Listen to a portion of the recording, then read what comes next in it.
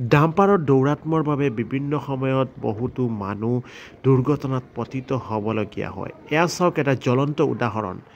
এই ডাম্পাৰখনৰ পৰা যিকোনো মুহূৰ্তত মানুহৰ জীৱনলৈ কাল অমানিশা নামি আহিব পাৰে। এয়া চাওক একেবাৰে চূড়ালৈকে শিল ভৰ্তি ডাম্পাৰ আৰু প্ৰকাণ্ড শিল ভৰ্তি ডাম্পাৰখন ৰাষ্ট্ৰীয় ঘাইপথৰ মাজেৰে কোনো প্ৰটেকশ্যন বা জালি নোহোৱাকৈ গৈ আছে।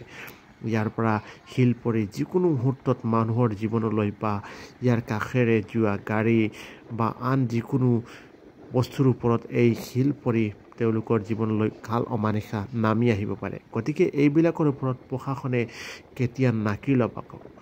আপোনালোকে ভিডিঅ'টো শ্বেয়াৰ কৰক যাতে এই দৃশ্যটো বা এইবিলাক ডাম্পাৰৰ ওপৰত প্ৰশাসনে বিহিত ব্যৱস্থা ল'ব পাৰে আৰু ইয়াৰ পৰা আমি সকলো বাচি থাকিব পাৰোঁ।